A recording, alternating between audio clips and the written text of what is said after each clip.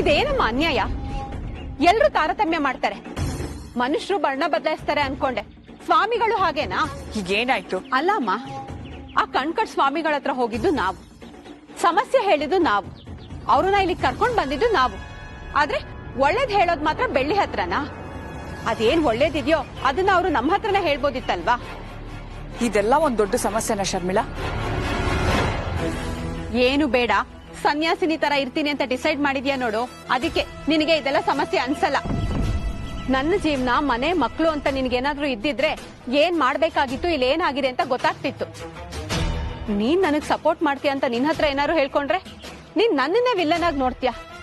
ನನ್ ಕಷ್ಟನ ನನ್ ಯಾರ ಹತ್ರ ಹೇಳಿ? ಈಗ ಮಗು ಹೇರ್ತಿರೋದ್ ಯಾರು? ನಾನು ಅಲ್ಲ, ನೀನು ಅಲ್ಲ, ಬೆಳ್ಳಿ. ಅಂದ್ಮೇಲೆ ಬೆಳ್ಳಿಗೆ ಸಂಬಂಧಪಟ್ಟಿರೋ ವಿಷಯನ ನಿನ್ನ ಹತ್ರ ಹೇಳಿದ್ರೆ ಏನ್ ಪ್ರಯೋಜನ? ಅದಕ್ಕೆ ಮುತ್ತು ಹತ್ರ, ಷಣ್ಮುಗನ ಹತ್ರ ಹೇಳಿರ್ತಾರೆ. ಮುತ್ತು ನನ್ನ ಹತ್ರ ಬಂದು ಹೇಳ್ತಾನೆ, ಆಗ ಕೇಳಿ ಸಂತೋಷ ಪಡ್ತೀಯಂತೆ. ಅಲ್ಲಿ ತನಕ ಸ್ವಲ್ಪ ಸಮಾಧಾನವಾಗಿರು. ಇರ್ತೀನಿ, ಆದ್ರೆ ಒಂದು ವಿಷಯ ತಲೆಗೆ ಹಾಕೋ ಅಮ್ಮ, ನಿನ್ ಸೊಸೆ ಮಾಡಿದ್ದು ತಪ್ಪು. ಮಗು ಸತ್ ಹೋಗಿದೆ ಅಂತ ನಾಟಕ ಮಾಡು ಅಂದ್ರೆ ದೊಡ್ಡ ರಾಧ ಅಂತ ಮಾಡಿದ್ಲು. ಮೊದ್ಲೇ ಎಷ್ಟೊಂದು ಸಮಸ್ಯೆ ಇದೆ. ನಾಟಕ ಮಾಡಿದಿದ್ರೆ ಮಾಯನಾತ್ಮ ಈ ಭೂಮಿ ಬಿಟ್ಟು ಹೋಗಿರೋದು. ಇನ್ನು ಈ ಮನೆಯಲ್ಲಿ ಯಾರ್ಯಾರಿಗೆ ಏನೇನ್ ಅಪಾಯ ಕಾದಿದ್ಯೋ ಗೊತ್ತಿಲ್ಲ.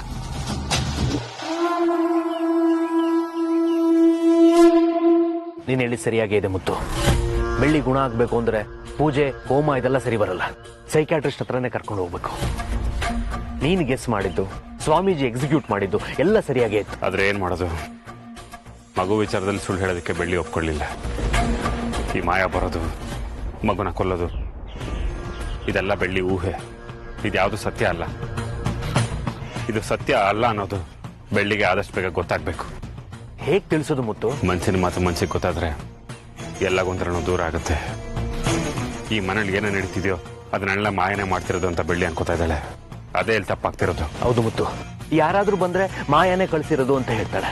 ಈಗ ನಾವು ಮಾಡ್ಬೇಕಾಗಿರೋದಂದ್ರೆ ಮಾಯನ ಆತ್ಮ ಇಲ್ಲ, ಇದೆಲ್ಲ ನೀನು ಊಹೆ ಅಂತ ಬೆಳ್ಳಿಗೆ ಅರ್ಥ ಮಾಡಿಸ್ಬೇಕು. ನಾವೇನಾದ್ರೂ ಸರಿ ಮಾಡಕ್ ಹೋಗಿ ಇನ್ನಷ್ಟು ಎಡವಟ್ ಮಾಡ್ಕೊಂಡ್ರೆ ಹೇಗೆ ಮುತ್ತು? ನೀನ್ ಹೇಳೋದು ಸರಿನೇ. ಅದಕ್ಕೆ ನಾವು ಸೈಕ್ಯಾಟ್ರಿಸ್ಟ್ ಹತ್ರ ಹೋಗೋದು ಒಳ್ಳೇದು. ಸೈಕ್ಯಾಟ್ರಿಸ್ಟ್? ಮೊದಲು ಸೈಕ್ಯಾಟ್ರಿಸ್ಟ್ ಹತ್ರ ಹೋಗೋಣ, ಪ್ರಾಬ್ಲಮ್ ಎಲ್ಲ ಹೇಳ್ಕೊಡೋಣ, ಅವರೇ ಒಂದು ದಾರಿ ತೋರಿಸ್ತಾರೆ. ಸರಿ ಮುತ್ತು, ಹಾಗಾದ್ರೆ ತಡ ಮಾಡೋದ್ ಬೇಡ. ಮುತ್ತು, ಏನೋ ವಿಷಯ ಮಾತಾಡ್ಬೇಕು ಅಂತ ಹೇಳಿದ್ಯಲ್ಲ, ಒಳ್ಳೆ ಸುದ್ದಿನ ಇಲ್ಲ ಹೆದರ್ಕೊಳ್ಳೋಂತ ಸುದ್ದಿನ? ಒಳ್ಳೆ ಸುದ್ದಿನ ಚಿಕ್ಕಮ್ಮ, ಆದ್ರೆ ಅದನ್ನ ನಾವು ಸರಿ ಮಾಡ್ಕೊಂಡ್ರೆ ಮಾತ್ರ. ಸರಿ ಮಾಡ್ಕೊಳ್ಳೋದ?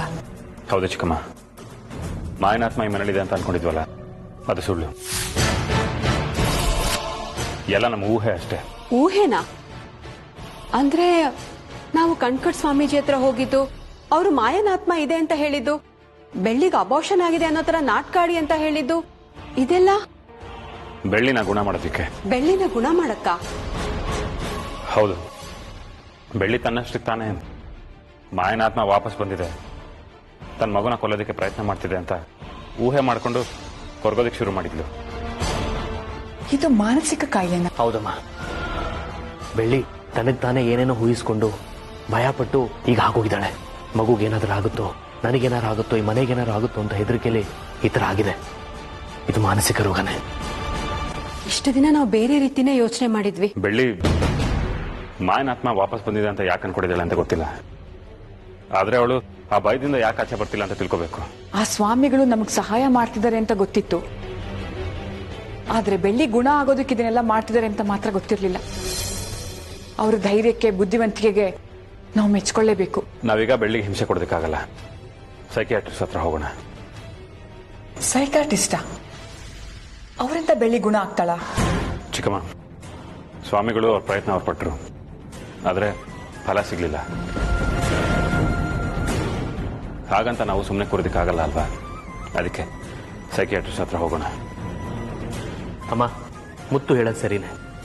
ನಾವು ಬೆಳ್ಳಿನ ಈ ರೀತಿ ನೋಡಕ್ ಆಗಲ್ಲಮ್ಮ. ಎಲ್ಲ ಒಗ್ಗಟ್ಟಾಗಿ ಒಂದು ತೀರ್ಮಾನಕ್ಕೆ ಬರಲೇಬೇಕು. ಬೆಳ್ಳಿನ ಮಗುನ ಕಾಪಾಡ್ಕೋಬೇಕು ಅಂದ್ರೆ ನಾವೊಂದು ದೃಢವಾದ ನಿರ್ಧಾರ ತಗೊಳ್ಳೇಬೇಕು ಚಿಕ್ಕಮ್ಮ. ಸರಿ ಮುತ್ತು, ನೀನ್ ತಗೊಂಡಿರೋ ನಿರ್ಧಾರ ಸರಿಯಾಗಿದೆ.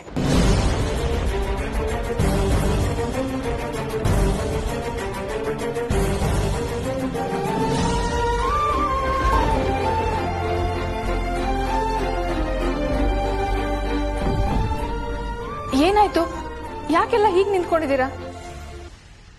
ನಾವು ಬೆಳ್ಳಿನ ಸೈಕ್ಯಾಟ್ರಿಸ್ಟ್ ಹತ್ರ ಕರ್ಕೊಂಡು ಹೋಗ್ತಾ ಇದೀವಿ. ಈ ವಿಚಾರ ಬೆಳ್ಳಿಗೆ ಹೇಳಿದ್ಲೆ ಎಲ್ಲಿ ಬೇಜಾರು ಮಾಡ್ಕೋತಾಳೋ ಅನ್ನೋ ಚಿಂತೆ. ಒಬ್ರಿಗೆ ನಿನ್ನ ಮಾನಸಿಕ ಸ್ಥಿತಿ ಸರಿ ಇಲ್ಲ, ನಿನ್ನ ಸೈಕ್ಯಾಟ್ರಿಸ್ಟ್ ಹತ್ರ ಕರ್ಕೊಂಡು ಹೋಗ್ತಿದ್ದೀವಿ ಅಂತ ಹೇಳಿದ್ರೆ ಬೇಜಾರಾಗೇ ಆಗುತ್ತೆ. ಈಗಾಗಲೇ ಬೆಳ್ಳಿ ಸಾಕಷ್ಟು ವಿಚಾರದ ಬಗ್ಗೆ ಯೋಚನೆ ಮಾಡಿ ಕುಗ್ಗಿ ಹೋಗಿದ್ದಾಳೆ. ಈಗ ಈ ವಿಷಯನೂ ಹೇಳಿ ಅವಳನ್ನ ಇನ್ನಷ್ಟು ಕುಗ್ಗೋ ಹಾಗೆ ಮಾಡೋದು ಬೇಡ. ಆದರೆ ಏನು ಹೇಳೋ ಹಾಗೆ ಇಲ್ವಲ್ಲ.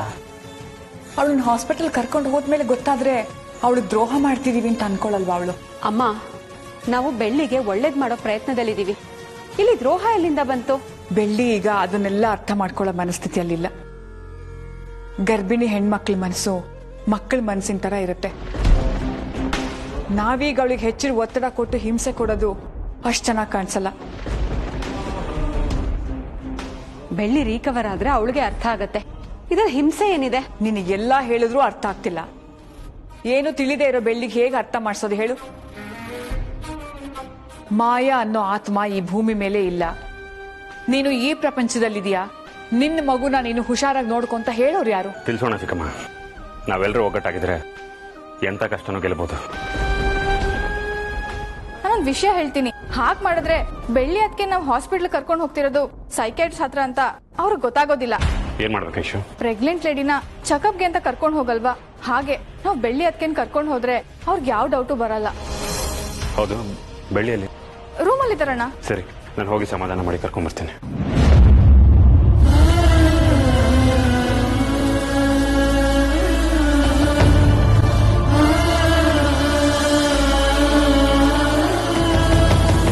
ಐಶು, ಬೆಳ್ಳಿ ರೂಮಲ್ಲಿ ಇಲ್ಲ. ಅಯ್ಯೋ, ರೂಮಲ್ಲೇ ಇದ್ರಣ್ಣ. ಅಲ್ಲಿಲ್ಲ ಐಶು. ಹಾಗಾದ್ರೆ ಎಲ್ಲೋದ್ಲು ಬೆಳ್ಳಿ? ಹೋಗ್ ನೋಡಿ. ಬೆಳ್ಳಿ, ಬೆಳ್ಳಿ, ಅದ್ಕೆ ಬೆಳ್ಳಿ, ಬೆಳ್ಳಿ, ಅದ್ಕೆ ಬೆಳ್ಳಿ ಹೇಳ್ದೆ ಎಲ್ಲಿಗೂ ಹೋಗೋಳಲ್ಲ, ಮತ್ತೆ ಎಲ್ಲಿಗೆ ಹೋದ್ಲು ಅಂತ.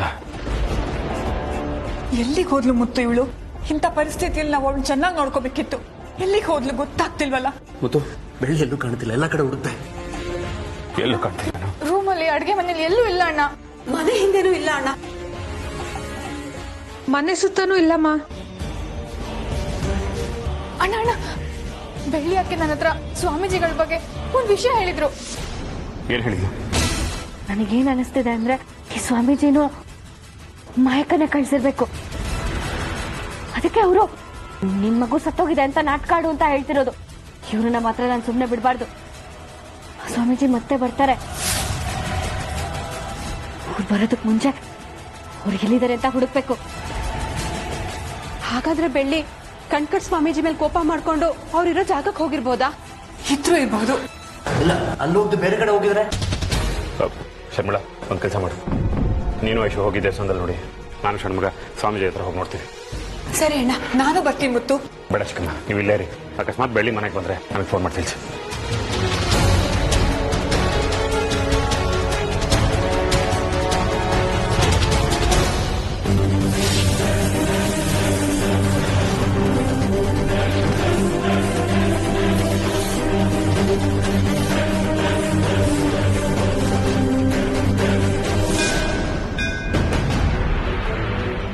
ಐಶು, ಬೆಳ್ಳಿ ಎಲ್ಲೂ ಕಾಣಿಸ್ತಿಲ್ಲ. ಏನ್ ಮಾಡೋದೀಗ? ಬೆಳ್ಳಿ, ಬೆಳ್ಳಿ, ಬೆಳ್ಳಿ, ಬೆಳ್ಳಿ. ಮುತ್ತು, ಸಿಗ್ಲಿಲ್ವೇನೋ? ಎಲ್ಲ ಕಡೆ ಹುಡುಕ್ದೆ, ಎಲ್ಲೂ ಸಿಗ್ಲಿಲ್ಲ. ಇಲ್ಲೂ ಇಲ್ಲ ಕಣ. ಏನ್ ಮಾಡ್ತೀವಿ ಇವಾಗ? ಇಲ್ಲೇ ಹತ್ರದಲ್ಲಿ ಒಂದು ದೇವಸ್ಥಾನ ಇದೆ, ಅಲ್ಲಿಗೆ ಹೋಗಿರ್ಬೋದು. ನೋಡೋಣ ಬಾ.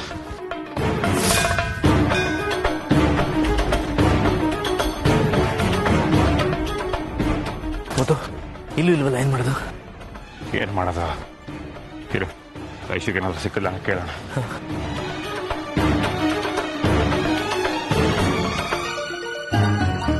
ಅಣ್ಣ. ಹಲೋ ಐಶು, ಬೆಳ್ಳಿ ಸಿಕ್ಕಿದ್ಲಾ? ಇಲ್ಲ ಅಣ್ಣ, ಅದಕ್ಕೆ ಇಲ್ಲಿ ಬಂದೇ ಇಲ್ಲ. ಅಲ್ಲೆಲ್ಲ ವಿಚಾರಿಸಬೇಕಾಗಿತ್ತು. ಇಲ್ಲ ಅಣ್ಣ, ಅದಕ್ಕೆ ಎಲ್ಲೂ ಕಾಣಿಸ್ತಿಲ್ಲ. ಅಕ್ಕಪಕ್ಕದಲ್ಲೂ ಕೇಳಿ ನೋಡಿದ್ವಿ, ಅವ್ರು ಗೊತ್ತಿಲ್ಲ ಅಂತ ಹೇಳಿದ್ರು. ಸರಿ, ಹೊರಟು ಬನ್ನಿ. ಬರ್ತಾ ಹಾಗೆ ದಾರಿಯಲ್ಲಿ ಏನೋ ಸಿಗ್ತಾಳ ಅಂತ ನೋಡಿ. ಸರಿ. ಐಶು ಏನಂದ್ಲು? ಇಲ್ವಂತ. ಸಿಕ್ಕಿಲ್ಲ. ಅಕ್ಕ ಈ ಕಡೆ ಹುಡ್ಕೋಣ ಬನ್ನಿ. ಬೆಳ್ಳಿ ಮುತ್ತು ಬೇಜಾರು ಮಾಡ್ಕೋಬೇಡ, ಸಿಗ್ತಾನೆ ಕಣ. ಬಾ ಈ ಕಡೆ ಹುಡ್ಕಣ. ಮುತ್ತಣ್ಣ ಅಣ್ಣ, ನೀವು ಬೆಳ್ಳಿ ಅಕ್ಕನ ಹುಡ್ತಿದ್ದೀರ ತಾನೆ? ಹೌದು, ನಿಂಗೆ ಗೊತ್ತಾಯ್ತು? ಕಣ್ಕಟ್ ಸ್ವಾಮಿ ಮನೆಯಲ್ಲಿ ಅನ್ಬಿಟ್ಟು ಯಾರು ಗೊತ್ತಿಲ್ಲ ಅಂತಾರೆ, ಅವ್ರೆಲ್ಲರಿಗೂ ಚಾವಟಿಲಿ ಹೊಡಿತಿದಾರಣ್ಣ. ನೀನ್ ಬೆಳ್ಳಿ ನೋಡ್ದ? ಹ್ಞೂ ಅಣ್ಣ, ನೋಡ್ದೆ. ಈಗ ಅರ್ಧ ಗಂಟೆ ಮುಂಚೆ ಇಲ್ಲೇ ನೋಡ್ದೆ ಅಣ್ಣ, ಎಲ್ಲಿ? ಬಾವಿಕಟ್ಟೆ ಹತ್ರ ನೋಡ್ದೆ ಅಣ್ಣ.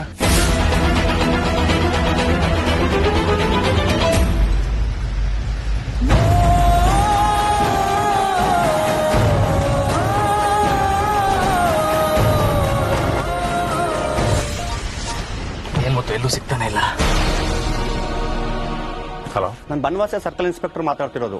ಮುತ್ತುರಾಜ್ ಅವರ? ಹೌದು ಹೇಳಿ ಇನ್ಸ್ಪೆಕ್ಟರ್. ನಿಮ್ಮ ಹತ್ರ ಒಂದು ಮುಖ್ಯವಾದ ವಿಷಯ ಮಾತಾಡಬೇಕಿತ್ತು. ಅರ್ಜೆಂಟಾಗಿ ಸ್ಟೇಷನ್ ಬನ್ನಿ.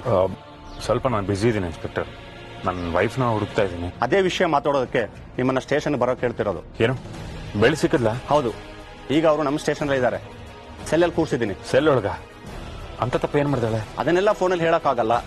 ನೀವು ಸ್ಟೇಷನ್ಗೆ ಬನ್ನಿ, ಇಲ್ಲೇ ನೇರವಾಗಿ ವಿಷಯ ತಿಳಿಸ್ತೀನಿ. ಸರಿ ಇನ್ಸ್ಪೆಕ್ಟರ್.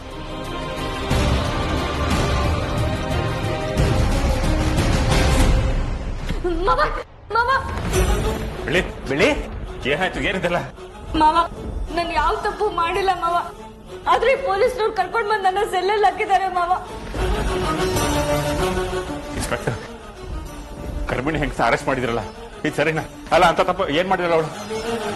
ಮಾವ ನನ್ ಚಾವಟಿನೂ ಅಲ್ಲೇ ಇಟ್ಕೊಂಡಿದ್ದಾರೆ ಮಾವ, ಎಷ್ಟೇ ಕೊಡಿ ಅಂದ್ರೂ ಕೊಡ್ತಿಲ್ಲ. ಏನ್ ಇನ್ಸ್ಪೆಕ್ಟರ್ ಇದು?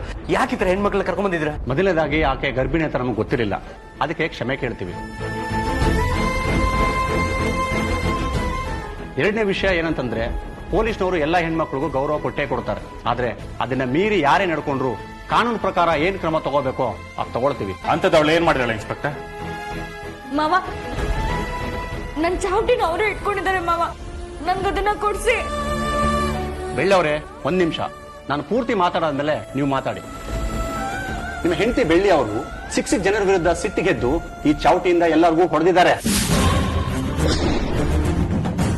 ಸಿಕ್ತವ್ರು ಹೊಡೆಯೋದಕ್ಕೆ ಅವಳೇನು ಹುಚ್ಚಿ ಅಲ್ಲ ಇನ್ಸ್ಪೆಕ್ಟರ್. ಇನ್ಸ್ಪೆಕ್ಟರ್, ಬೆಳ್ಳಿ ಯಾರು ಗೊತ್ತಾ? ಬನವಾಸಿ ಜಮೀನ್ದಾರ್ ಸೊಸೆ. ಅವ್ರು ಕರ್ಕೊಂಡ್ಬಂದು ಈ ತರ ಸೆಲ್ಲಲ್ಲಿ ಕೂರಿಸಿದ್ರಲ್ಲ, ನಿಮ್ಗೆ ಗೊತ್ತಾಗಲ್ವಾ? ಸ್ವಲ್ಪ ಸಮಾಧಾನದಿಂದ ಮಾತಾಡಿ. ನಾನು ಹೇಳೋದು ನೀವು ಪೂರ್ತಿ ಕೇಳಿಸ್ಕೊತಿಲ್ಲ ಅನ್ಸುತ್ತೆ. ಅಲ್ಲ ಸರ್, ನೀವು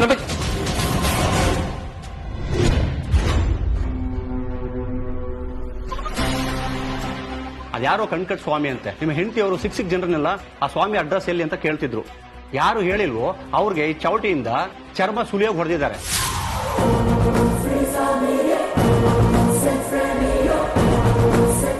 ಹಾಗೆ 10ರಿಂದ 15 ಜನಕ್ಕೆ ಹೊಡೆದಿದ್ದಾರೆ. ಯಾರೋ ಫೋನ್ ಮಾಡಿ ವಿಷಯ ತಿಳಿಸಿದ್ರು. ನಮ್ಮ ಲೇಡಿ ಕಾನ್ಸ್ಟೇಬಲ್ ಕರ್ಕೊಂಡೋಗಿ ಅವ್ರನ್ನ ಅರೆಸ್ಟ್ ಮಾಡಿ ಕರ್ಕೊ ಬಂದ್ವಿ. ಇಲ್ಲೇ ಚೇರಲ್ಲಿ ಕೂರಿಸಿದ್ವಿ. ನಮ್ಮ ಸ್ಟಾಫ್ನು ಕೂಡ ಅವರು ಕ್ವಶನ್ ಮಾಡಿದ್ದಾರೆ. ಆ ಉತ್ತರ ಕೊಡ್ಲೇನಂತ ಅವರು ಕೂಡ ಚೆನ್ನಾಗಿ ಬಾರಿಸಿದ್ದಾರೆ.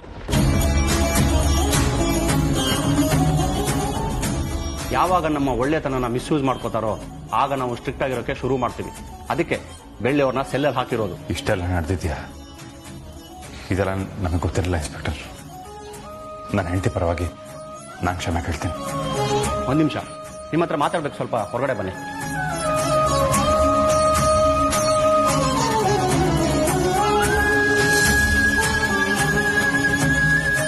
ಮುತ್ತು ಸರ್, ಹೀಗೆ ಕೇಳ್ತೀನಿ ಅಂತ ತಪ್ಪಾಗಿ ತಿಳ್ಕೊಬೇಡಿ. ನಿಮ್ಮ ಹೆಂಡತಿಗೆ ಏನಾದರೂ ತೊಂದರೆ ಇದೆಯಾ? ತುಂಬಾನೇ ವಿಚಿತ್ರವಾಗಿ ನಡ್ಕೊಳ್ತಾ ಇದ್ದಾರೆ. I think something is wrong ಅಂತ ಅನ್ಸುತ್ತೆ. ಹೌದು ಇನ್ಸ್ಪೆಕ್ಟರ್, ಮೆಂಟಲಿ ತುಂಬಾ ವೀಕ್ ಆಗಿದ್ದಾಳೆ. ಈ ಮುಂಚೆ ಮಿಸ್ಕ್ಯಾರೇಜ್ ಆಗಿತ್ತು.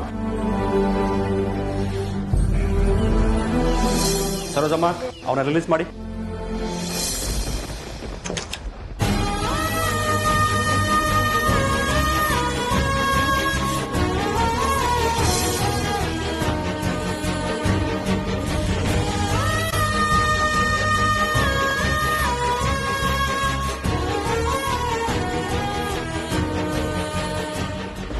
ಮಾವ ನನ್ ಕಂಡ್ರೆ ಇವ್ರಿಗೂ ಆಗಲ್ಲ ಮಾವ, ನನಗೆ ಎಷ್ಟು ಗದರಿಸಿದ್ರು ಗೊತ್ತಾ? ಅದಕ್ಕೆ ನಾನು ಕ್ಷಮೆ ಕೇಳ್ತೀನಿ.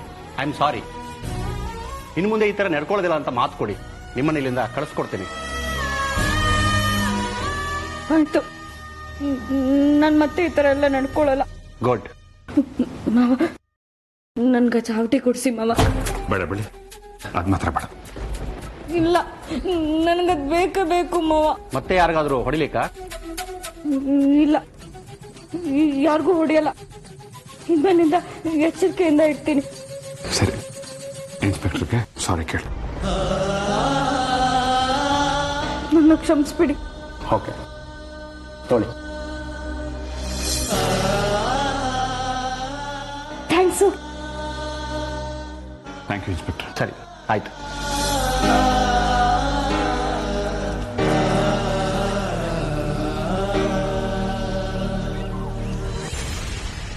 ಮಾವ, ಇಲ್ಲಿಂದ ಬೇಗ ಹೋಗೋಣ ಮಾವ, ನನಗೆ ಭಯ ಆಗ್ತಿದೆ.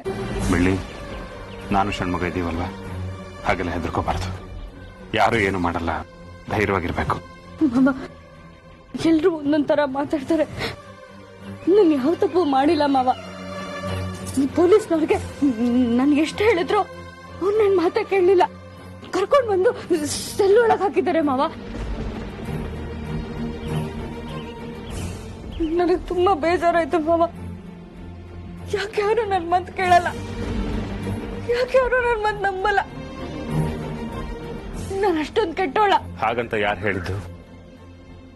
ನಿನ್ನಷ್ಟು ಒಳ್ಳೆಯವಳು ಈ ಭೂಮಿ ಮೇಲೆ ಇಲ್ಲ, ಗೊತ್ತಾ? ಊರಿನ ಜನ, ಈ ಪೊಲೀಸ್ನವರೆಲ್ಲ ಯಾಕೆ ಮಾವ ನನ್ನ ಮೇಲೆ ಕೋಪ ಮಾಡ್ಕೊಂಡ್ರು? ಅದ್ಯಾಕೆ ಅಂತ ಈಗ ಹೇಳಲ್ಲ, ಆಮೇಲೆ ಹೇಳ್ತೀನಿ, ಸರಿನಾ? ಹಾ.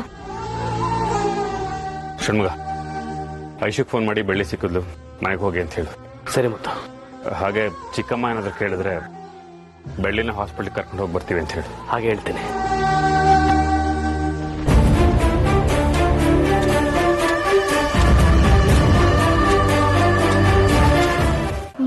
ಮಾವ, ಆಸ್ಪತ್ರೆಗೆ ನನಗೇನು ಹೋಗಿಲ್ವಲ್ಲ?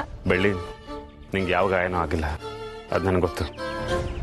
ಆದರೆ ಈಗ ಹಾಸ್ಪಿಟ್ಲಿಗೆ ಕರ್ಕೊಂಡು ಹೋಗ್ತಿರೋದು ನಿನಗೆ ತೋರ್ಸೋದಿಕ್ಕಲ್ಲ.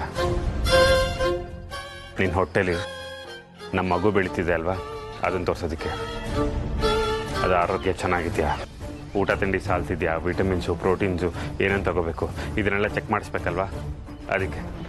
ನಾನು ಆರೋಗ್ಯವಾಗಿ ಇದ್ದೀನಲ್ಲ ಮಾವ. ಇಲ್ಲಿಂದ ಸೀದಾ ಮನೆಗೆ ಹೋಗೋಣ, ಆಸ್ಪತ್ರೆಗೆ ಬೇಡ. ಬೆಳ್ಳಿ, ನನಗೆ ಜಾಸ್ತಿ ಆಚೆ ಓಡಾಡಕ್ ಇಷ್ಟ ಇಲ್ಲ. ಮನೇಲಿದ್ರೆ ಬೆಚ್ಚಗನ್ಸತ್ತೆ. ಮುತ್ತು, ಎಲ್ಲ ಹೇಳಿದ್ದೀನಿ. ಏನಂತೆ ಬೆಳ್ಳಿದು? ನೋಡು ನಿನ್ನ ತಂಗಿ ಹಾಸ್ಪಿಟ್ಲಿಗೆ ಹೋಗೋಣ ಅಂದ್ರೆ ಬೇಡ ಅಂತಿದ್ದಾಳೆ. ಅಲ್ಲ ತಂಗವ, ಮಂತ್ಲಿ ಚೆಕ್ ಮಾಡಿಸ್ಬೇಕು ಅಂತ ಡಾಕ್ಟರ್ ಹೇಳಿದ್ ನೆನ್ಪಿದ್ಯಾ? ಮಗುನ್ ಕರೆಕ್ಟಾಗಿ ನೋಡ್ಕೋಬೇಕು ತಾನೆ. ಬರೀ ಏಟಾಗಿದ್ರೆ ಮಾತ್ರ ಹಾಸ್ಪಿಟ್ಲಿಗೆ ಹೋಗ್ಬೇಕು ಅಂತಿಲ್ಲ, ಆರೋಗ್ಯ ಸರಿ ಇದೆಯೋ ಇಲ್ವೋ ಅಂತ ಹೋಗಿ ಚೆಕ್ ಮಾಡಿಸ್ಬೇಕು. ಅದು ಅಲ್ಲದೆ ಈಗ ನೀನು ಪ್ರೆಗ್ನೆಂಟ್. ಮಗುಗೋಸ್ಕರ ಅಲ್ವಾ? ಸರಿ, ಚೆಕಪ್ ಮಾಡಿಸಿ ಮನೆಗೆ ಹೋಗೋಣ ಒಂದೇ ಸರಿ. ಷಣ್ಮಗ, ಹಾಸ್ಪಿಟಲ್ ಆದ್ಮೇಲೆ ನೇರವಾಗಿ ಮನೆಗೆ ಹೋಗ್ಬೇಕು, ಸರಿನಾ? ಸರಿ ಸರಿ ಸರಿ ಮುತ್ತು, ಸರಿ ಬೆಳ್ಳಿ. ಹಂಗೆ ಬಾ ಬೆಳ್ಳಿ. ವಾಟ್? ಎಜುಕೇಟೆಡ್ ಆಗಿ ನೀವು ಈ ರೀತಿ ಎಲ್ಲ ಯೋಚನೆ ಮಾಡ್ತೀರಾ? ದೇವ್ರು, ಪೂಜೆ ಇದ್ರಲ್ಲೆಲ್ಲ ನಂಬಿಕೆ ಇಟ್ಕೋಬೇಕು, ನಿಜ. ಹಾಗಂತ ಅದ್ರಲ್ಲೇ ಮುಳುಗೋಗ್ಬಾರ್ದು. ಬೆಳ್ಳಿ ಕಂಡೀಷನ್ ಹೇಗಿದೆ ಅಂತ ಗೊತ್ತಾ ನಿಮ್ಗೆ? ಅವ್ರ ಮೆಂಟಲ್ ಕಂಡೀಷನ್ ಎಷ್ಟು ಹದಗೆಟ್ಟಿರುತ್ತೆ ಅಂತ ಗೊತ್ತಾ ನಿಮ್ಗೆ? ಅದಕ್ಕೆ ಡಾಕ್ಟರ್ ನಿಮ್ಮ ಹತ್ರ ಬಂದಿರೋದು. ನಮ್ಗೆ ಬೇರೆ ದಾರಿ ಇಲ್ಲ, ಹೇಗಾದ್ರೂ ಮಾಡಿ ಬೆಳ್ಳಿನ ಮೆಂಟಲಿ ಸ್ಟ್ರಾಂಗ್ ಮಾಡಲೇಬೇಕು. We will do our best. ನಮ್ಮ ಪ್ರಯತ್ನ ನಾವು ಮಾಡೋಣ. ಅದಕ್ಕೆ ನಿಮ್ಮೆಲ್ಲರ ಕೋಆಪರೇಷನ್ ನನಗೆ ಬೇಕಾಗತ್ತೆ. ಖಂಡಿತವಾಗ್ಲೂ ಡಾಕ್ಟರ್, ನಾವೇನ್ ಮಾಡ್ಬೇಕು ಅಂತ ಹೇಳಿ ಖಂಡಿತವಾಗ್ಲೂ ಮಾಡ್ತೀವಿ. ಈಗ ಬೆಳ್ಳಿಯವ್ರು ಎಲ್ಲಿದ್ದಾರೆ? ಬೆಳ್ಳಿಯವ್ರು ಬಂದಿದ್ದಾರಾ? ಬಂದಿದ್ದಾಳೆ ಡಾಕ್ಟರ್, ಆದರೆ ನಾರ್ಮಲ್ ಚೆಕಪ್ ಅಂತ ಹೇಳಿ ಕರ್ಕೊಂಡು ಬಂದಿದ್ದೀನಿ. ನೀವು ಹಾಗೆ ಮಾತಾಡಿ, ಆಮೇಲೆ ಅವಳಿಗೇನು ಟ್ರೀಟ್ಮೆಂಟ್ ಕೊಡಬೇಕು ಅಂತ ನೀವೇ ನಿರ್ಧಾರ ಮಾಡಿ. ಓಕೆ, ಆದ್ರೆ ಯಾವುದೇ ಕಾರಣಕ್ಕೂ ಬೆಳ್ಳಿಗೆ ನಾನೊಬ್ಬ ಮಾನಸಿಕ ರೋಗಿ ಅನ್ನೋದು ಗೊತ್ತಾಗಬಾರ್ದು. ಡಾಕ್ಟರ್, ಇನ್ನೊಂದು ವಿಷಯ, ನನ್ನ ಹೆಂಡತಿ ಈಗ ಗರ್ಭಿಣಿ. ಓ, ಕಂಗ್ರಾಟ್ಸ್ ಮುತ್ತು. ನನಗೀಗ ಖುಷಿಗಿಂತ ಭಯನೇ ಜಾಸ್ತಿ ಆಗ್ತಿದೆ ಡಾಕ್ಟರ್. ಅಮ್ಮ ಮಗು ಇಬ್ರು ಸೇಫ್ ಆಗಬೇಕು. ತಾಯಿ ಮೆಂಟಲಿ ವೀಕ್ ಆಗಿದ್ರು ಮಗು ಸ್ಟ್ರಾಂಗ್ ಆಗಿ ಹುಟ್ಟಿರೋ ಎಷ್ಟೋ ಇನ್ಸಿಡೆಂಟ್ಗಳಿವೆ. ನೀವು ಅದ್ರ ಬಗ್ಗೆ ತಲೆ ಕೆಡಿಸ್ಕೋಬೇಡಿ. ತಾಯಿ ಮಗು ಎರಡು ಆರೋಗ್ಯವಾಗಿರೋ ಹಾಗೆ ನೋಡ್ಕೊಳ್ಳೋದು ನಮ್ ಜವಾಬ್ದಾರಿ. Thank you doctor. ಮೊದಲು ನಾನು ಬೆಳ್ಳಿ ಹತ್ರ ಮಾತಾಡ್ತೀನಿ, ಆಮೇಲೆ ಏನ್ ವಿಷಯ ಅಂತ ತಿಳಿಸ್ತೀನಿ. ಓಕೆನಾ? Okay doctor.